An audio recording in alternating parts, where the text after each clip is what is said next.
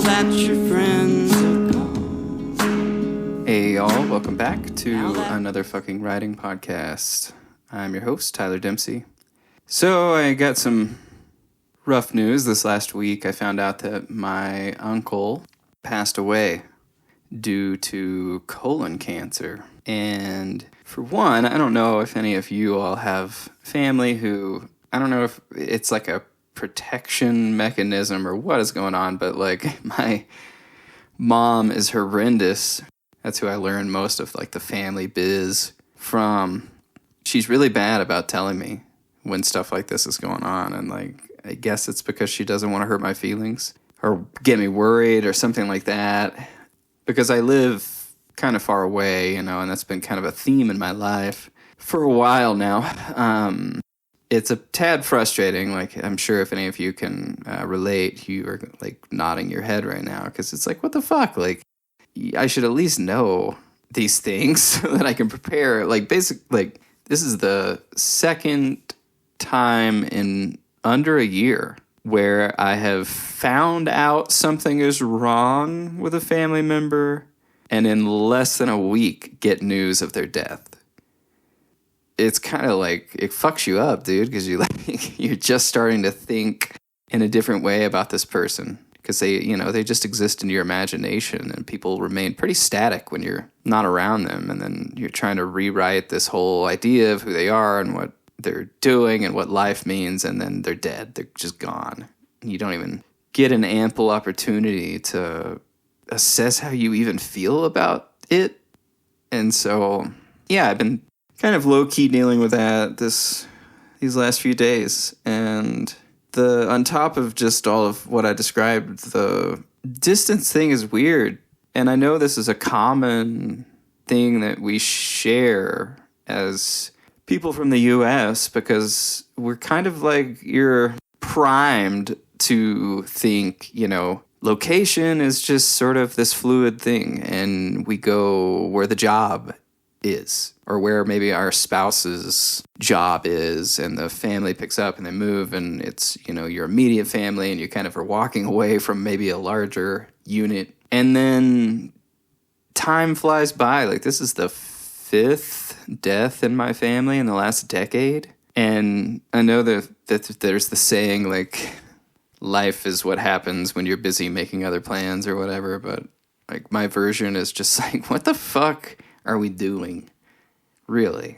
Like, what are all these plans even for? Like, what does it even fucking mean? Is it just like we're doing what we're told and like the powers that be just want us to like earn money and not really think about anything else? It's heavy shit to just like feel like the bottom is dropping out and all of these important things are sort of floating away from you while you're supposed to be like busy focusing on some career trajectory or life trajectory. And just like, for what? What really matters, If some of you listening maybe have read my book, Newspaper Drumsticks, like I have a brother who's in prison. If not, surprise. Basically, if we've learned anything from his nearly 15 years in there is like, he's definitely not like lamenting that he is not able to pursue the job that he was ripped away from whenever he was put away. It's like, it kind of strips life bare and brings the truly important stuff into light. And it's all family, man, and the people, friends too, the people you love and who love you. Like, the interactions you have with them is really the only thing with any meaning. So I don't know where that's going. Kind of a bummer of an intro. I don't have any insights. It just has me thinking. Today on the podcast, I talked to Dan Eastman. Dan's a great guy. We had a wonderful talk. I really, really enjoyed just kind of shooting the shit. I get the feeling we would actually be friends if we lived closer to one another. He is the author of Watertown, which is out through Back Patio Press, probably my favorite small press. Love their books, love what they're doing. Shout out to them. If you're not familiar, go pick up literally anything. I can't say that about very many presses, but I'm serious. Just like buy some of their books. You'll probably get hooked like I did. So let's get to it. Here's my talk with Dan. I want like pretend we're speed dating and you really want to fuck me, okay? And sprint me through like 5 or so major events that shaped you into who you are. And kind of keep, art in the periphery just to steer you and keep you kind of on some tracks, because obviously that's a big broad question or whatever. And how old are you? What year were you born? I am 86. I was born 86. Okay, you 36 or 7? I'll be 37 in July. Right. I almost forgot. Cool. Yeah. Wait, who the hell? Cool. So we're we're basically the same age. So like you came up mostly pre-internet. Mostly, I would say like the internet was in its infancy when I was becoming aware of like my tastes in media and stuff like that. So, like I'd say like late 90s, the internet was sort of like taking off and like, people were getting on it. And I was like, oh shit, I got to get on this and look at Dragon Ball Z. Yeah. For me, it was like, I got to burn people's CDs so they'll think I'm cool. Okay, cool. So yeah, just like what events you would see as highly instrumental in sort of shaping you, or they stand out. What, like 9/11 or? I mean, it could be, yeah. I don't. Oh, shit. I have such a bad memory lately. I would say like, I think like a DUI that I got when I had like just turned 21. That was instrumental in shaping me. I don't really think a lot of like early childhood events shaped me very much. I mean, I was pretty typical kid growing up in a sort of rural town in upstate New York. I liked my books, my Goosebumps books and shit like that as a child. Obviously the dad issues. That's 2 things. DUI. So how did the DUI, did it just like wake you up, kind of shock you into a different reality? Or I think no, not at all. I didn't like stop drinking or anything like that, but it definitely, no, you would think like, dude, you realized punishment was possible. You blew a .23. You gotta knock it off. But no, I just sold my car, paid off all the fines, and then drank harder. But no, it more like changed the direction that I was going, because in order to get out of like some of the punishments, I agreed to go into the military, but still didn't stop drinking. So I got kicked out of the military. I mean, I was kind of like fucking off anyway. And they, like one of the not drill instructors, but after boot camp, one of the guys there was like, I see that you got, like, I see this, I used to have an issue, and I go to AA and stuff, and they don't call me Sergeant whatever. They call me Josh. I'm just Josh there. And, I think that what you need to do is not be here, and you need to be in like a program or something, which I never did. And yeah, like that was a thing. Another event would probably be when I left Watertown with this girl I was seeing. We were together for like 2.5 years. We moved to Philadelphia, and I kind of got involved with some stand-up comedy and comedy writing people. And what year was that? That was in 2011. Okay. So I think my biggest life-changing events happened 2008 and on.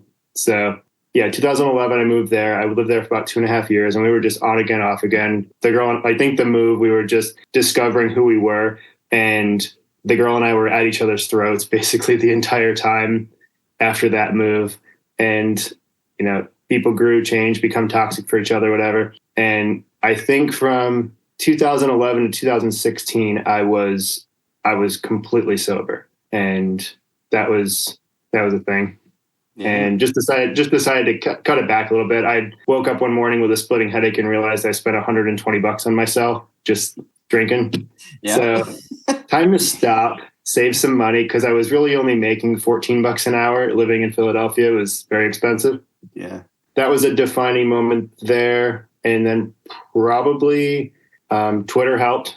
Getting on Twitter around that time, because I met my wife, and that's what brought me to this stage here. So crazy. I didn't know you guys had met on Twitter.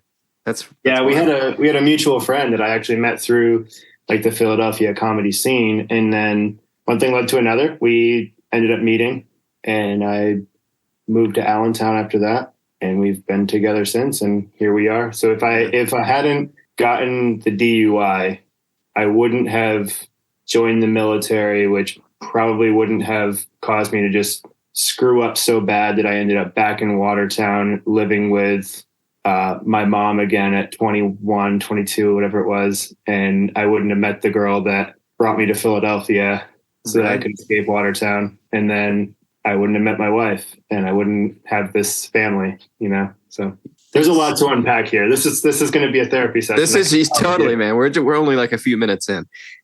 So you kind of ended a bit there on Twitter, which you can't have any talk anymore without it seeping in. But I think I remember seeing you for the first time in Soft Cartel. And so that sort of kind of dates when that would have been. And you seem quiet compared to other writers in the various indie lit Twitter niches when it comes to like submitting and chasing constant publication. So I guess my question, what purpose or role do you see writing playing in your life? Like, why do you think you do it? I probably would have given you a different answer back in the Soft Cartel days. I think that was around 2017, 2018. And that would have been one of those like stock answers, like, I do it because I have to. Yeah. I have something to unpack, and the world needs to know it. And no one else feels it the way that I feel it. But I don't know. I think it grew into just being something that I do because it's fun. And I like just like screwing around with like the characters and like pulling things from my life and like messing with it, embellishing it a little bit, toying around with words and whatnot. But it's not really, it's not really a cathartic thing for me now. Like I went back and finished my degree after my book came out, and it was most of what I've written the past few years has just been like academic writing, like picking apart like lit analysis stuff, like books and writing about movies. And it's nothing I would like submit anywhere. So it's mostly just like something I would do for enjoyment more than needing to do like this cathartic thing or, you know, empty it out and show it to the world. It's not that important to me. I think maybe that's growth, or maybe I've lost the fire. I don't know, but it doesn't. Yeah, no, it's interesting because, you know, writing is like a lot of editing, which is a strange thing to do for excitement or entertainment. You know, like you could definitely just watch a movie and see some characters, but like something about like pulling them apart or just seeing how they would behave maybe interests you in like a deep way that maybe you can't even like verbalize. Yeah, that's I can't verbalize it. You've left me speaking. No, I like the literary criticism thing, writing about like a piece, like a scene from literature or a movie or something like that, and kind of breaking down the cultural aspect of it is interesting to me, and how characters behave. That's always been a fun part of writing for me. And I guess like the editing part, I guess you wouldn't know it by looking at the stuff that I've written, but sort of like the having the product, but then taking its parts and moving them around, like, oh, this needs to go here. I think the most fun part of like Watertown, for instance, was having this like mess of little poems and stories and being able to put them in a sequence where it would actually make sense, and then bookend them by like a shared piece. That's a fun thing for me. Like taking pieces of a like the sum of like parts and fitting them into like a greater machine is what I like. Yeah, it's extremely pleasing to me too. Have you ever been a musician? Like I see you maybe as a bass player for some reason. I don't know why. No, why is bass easy to play? No, I don't know. You just look like a bassist, I guess. No, I always wanted to like be good at music, but I also don't know if I have it's like one of those things that I don't know if I have the patience to do, or the hand coordination to do. Like the writing part is just because all you need is a knowledge of what words are in your language and something to write them up. Yeah. And I would argue. I was talking to Corey Bennett about that one time. Like, you know, why writing compared to like any other piece of art? It was, I don't know, paint costs money. Yeah. I always did the cheapest option, you know. Right. And hearing about Philly and $14 an hour definitely resonates. Cool. So you went to school for, like, did you get like an English degree or? I did get an English degree. So when I went and finished my degree, I decided to switch to English. I was originally going for social work, like human services and social work type stuff. But I could never. I basically worked low wage jobs up until recently, since I was like 16. So I think even, like when I was 11, I had a paper route, and then I was 16. I got my first like retail job, and then went like just bounced around job jumping to whatever would give me an extra nickel or quarter per hour. And I could never find a way to take time off from those jobs and keep making money, and also do like internships that are required for any sort of, social work type of thing. So I was like, oh, English lit. I could write an essay pretty well. And all of my English teachers were like, you're talented, which I think English teachers are like obligated to tell you that. Yeah, so, they have to get each student individually to make them feel like they were special. You have a gift. Next. Cool. So this next question's a little heavier, maybe. Watertown it's not only this, but like there's a big component, I feel like, that's like a cleaning out of the closet, kind of like a bare it all kind of a text. Do you feel comfortable talking about your dad's reaction to the book, and if that had any impact on your current relationship with writing? I'm comfortable talking about it. So I wasn't actually going to tell him about it originally, but I guess it kind of took off. Like it's a small enough town that people from Watertown were like tweeting about it and posting about it on Facebook and what's the other one? Instagram. And all of a sudden I get this outreach from a lady who works at the affiliate of PBS there. It's that Watertown PBS. And she was like, we want to have an interview with you. And apparently it aired on like the 6:00 news there. And my dad saw it and he was like, he called me. He's like, how come you didn't tell me you wrote a book? And I was like, just didn't occur to me that it would be something you'd be interested in. And, it's my stepdad, by the way. My real dad is, if we're going to, delve into the past, my real dad is this guy who I told I hated him when I was 6. And, he's got like 5 other kids. So we didn't want to have the visitations. I didn't get along with the kids. So my stepdad sort of became dad, but he got a copy of the book. I said I would send him one, never did. And then he bought one on Amazon, got himself a copy. And then I wake up at I usually wake up early, like 4:35 a.m. So I wake up to these text messages, and it's just these incoherent diatribes that not exactly William Shakespeare, keep my family's name out of your fucking mouth. This is fucking bullshit. He Will Smithed you. Yeah, I should have beat your ass when, just all of these, I don't know, a bunch of stuff. But I didn't really I think at that point, it's not something that I took to heart. I was just like, okay, we don't really, I don't live close by. We don't really have a relationship anymore.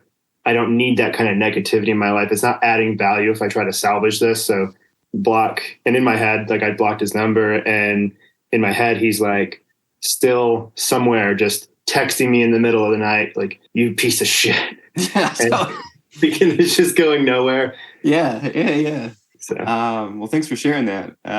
Do you feel like it does have any sway on just your? It might. Yeah. And I know I've read interviews with we talked about Scott McClanahan earlier. I know I've read interviews where he talks about losing family members or friends due to things that he's put into his writing. And if that's my biggest loss, if my dad is my biggest loss, okay, that's fine. And I didn't really want to, I still feel like I need to be good to people in my writing and not say, even if it is embellished quite a bit or altered for effect, or maybe written in first person, but inspired by a friend's story or something like that. I wouldn't want to ruin any real life relationships that are important to me. So, or misrepresent somebody, even if it says fiction on the back of the book. So it is fiction, Tyler. Mm-hmm. It's not real. I know. Yeah. But I think I want to be more conscious of that as I'm moving forward, especially having I don't know, having a family of my own, I wouldn't want to, like, if my son picked up a pen or a keyboard later in his life and started writing stuff, I know how I would feel seeing something about a dad. And I understand, I have the critical thinking skills to differentiate fact from fiction and what goes into writing.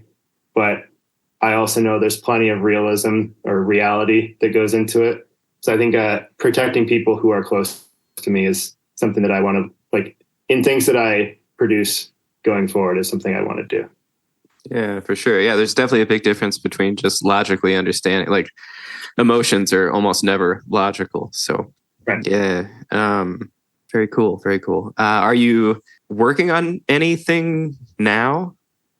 I have written some things and I haven't really submitted them anywhere.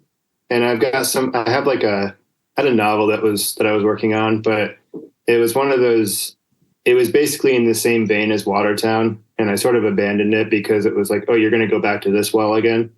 You're just telling the same story, but in a long format instead of like poetry and short fiction.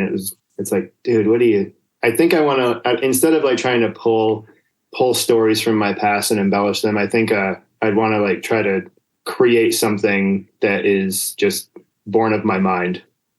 Maybe more like genre fiction or something like that, which I'm sort of like teasing out and mapping out the idea. I want to like do better at structuring. And again, like that was like the most fun part of Watertown. So I think mapping something out and like structuring it from the ground up is going to be more paramount in my writing going forward.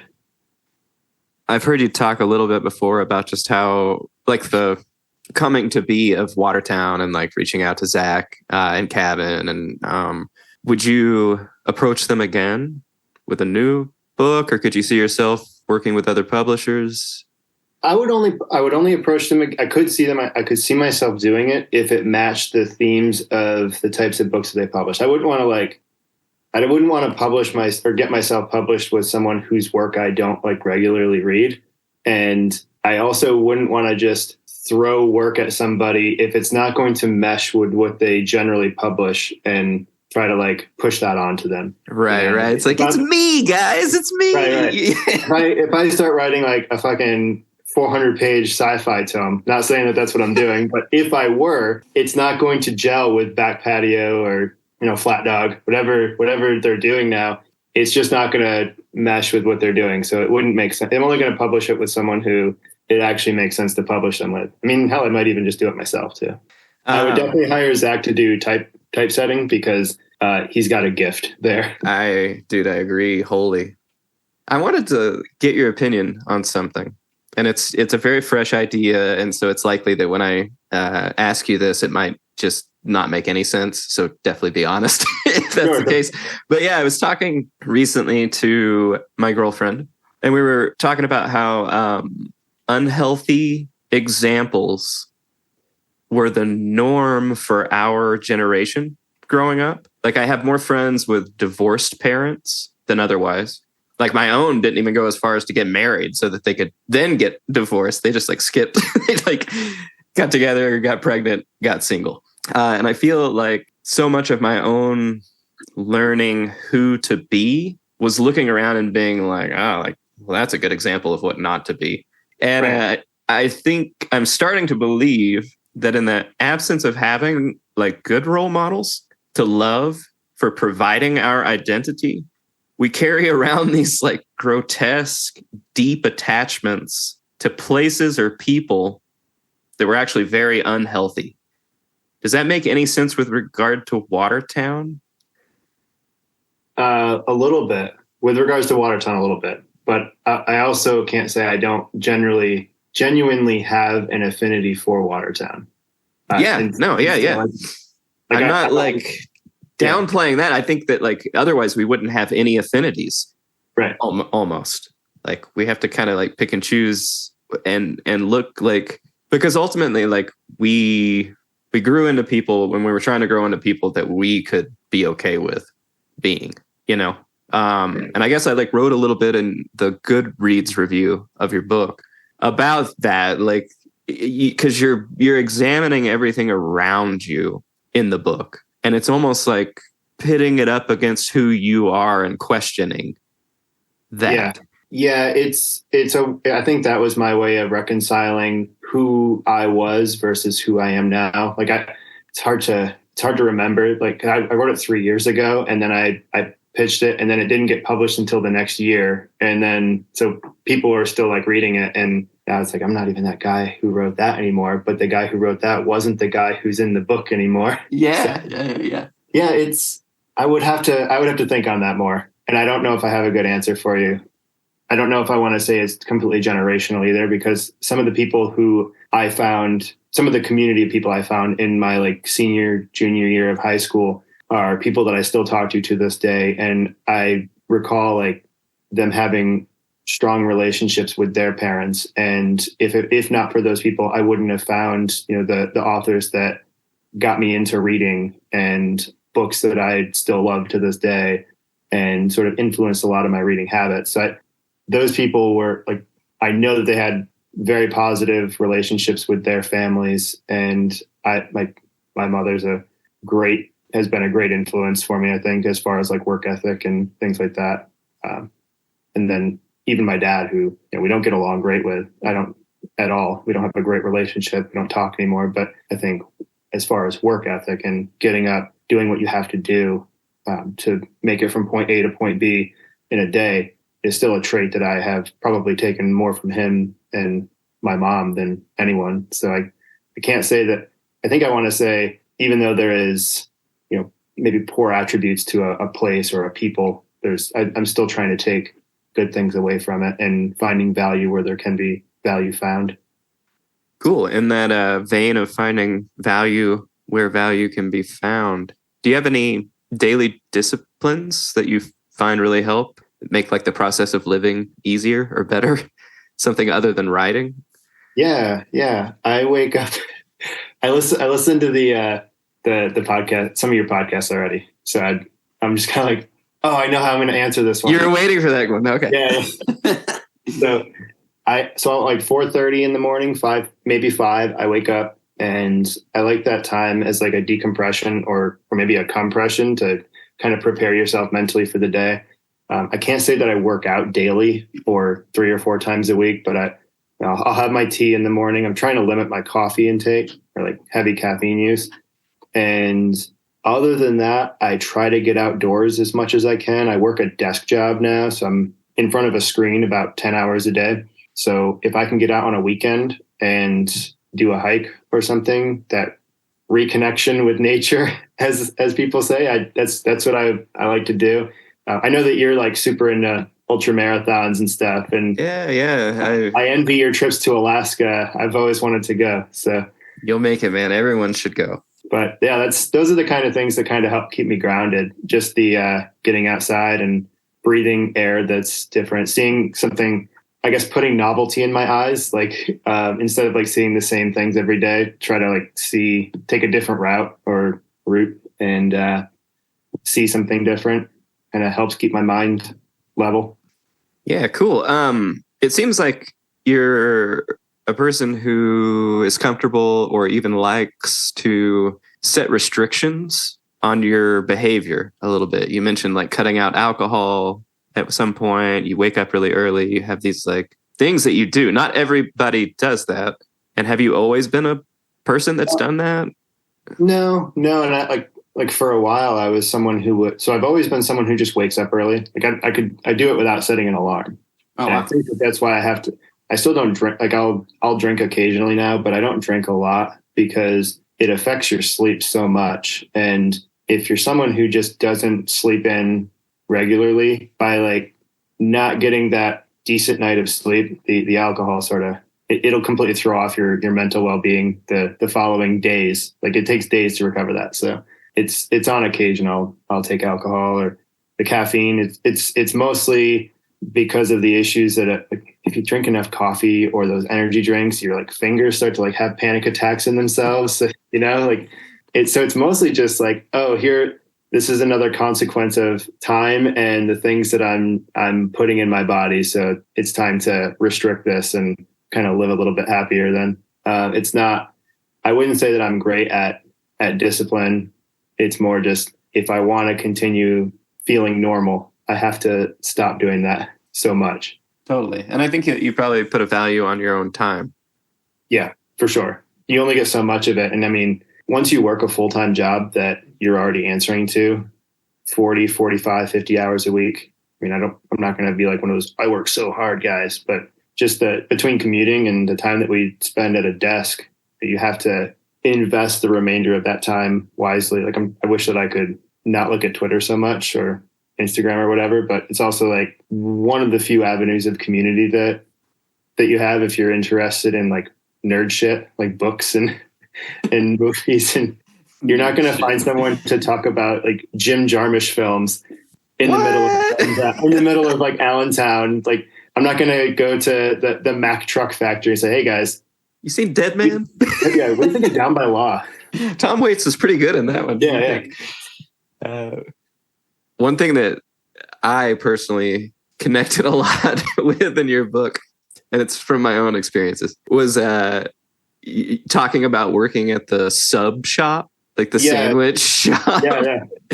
Are there any other like stories that come to mind during that time?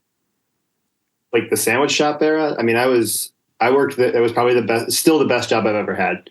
I worked there from like age 16 or 17 until I was like 18. So probably 16 to 18.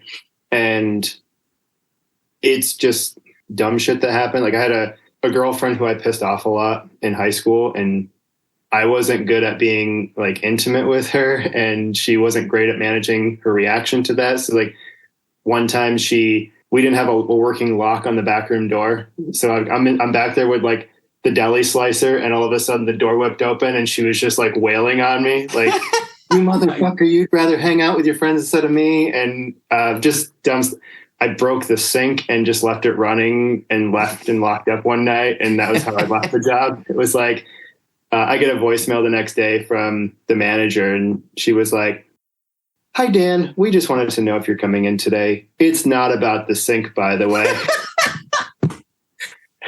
She's like, "If you're not coming in, let us know, but we'd like to see you. It's not about the sink." And I'm like, it's about the sink. And then deleted. I think we just did a lot of dumb stuff. Like the first manager that we had there was this guy who was studying to be a cop. So he was like, my time is numbered here, or my days are numbered, and I'm just going to do whatever. So he would like drink Coronas and limes in the cooler, or people would come in, and like employees would come in and say, could really go for a dime bag, and they would just like take money out of the register for him. We would just launch the like you go into a sub shop, and behind the sneeze guards there's like the shredded pickles and olives and peppers. We would just launch them at each other like when we're cleaning. I don't know. I think it was fun because there was zero responsibility, and it's almost like there was less than zero responsibility, because even when you work like a shitty job and you're a teenager, there's still rules that you have to abide by. And this was just there was just nothing there, man. It was. Yeah. That's totally why it resonated. It was a free for all at the sub shop I worked at too. And like the owner, he was like a really poor dude, but super hardworking. He was trying to do this all by himself. And so he would work, like fucking like 20 hours a day or something. And he would just sleep on the floor in the back of back of the shop. And I just remember, like we would always have music playing super loud. We'd be like obnoxious to people who would come into the shop. We would go like smoke hash in the bathroom, with the owner, because he had no other life. And we had no life really. I was living in like a little trailer, like on my family's property. And I had like a space heater that I nearly hugged while I slept, and somehow didn't burn alive. So yeah, it was rough time of my life, but also just, so free in that. Isn't it weird how like the roughest times are the ones that you're like most nostalgic for? Oh shit, I just wrote another Watertown. Totally, dude. No, it's true. Anything you want to talk about? I started reading your book, by the way. I don't know if you want to put this in, but if you haven't read "Time Is a Sword of Enemy" by Tyler Dempsey, you should pick up a copy. It's like not going to break the bank. It's from Godpile Press. Bram's a good press, and there's my promo. That's what I wanted to promo for this. Damn, dude, thanks. No one's plugged me in that way yet. So no, I really appreciate you reading it. There are worse ways to be plugged. Yeah. What do you mean? What do you mean? Go back to our speed dating. Oh, is All that the right. podcast? All right. That's it.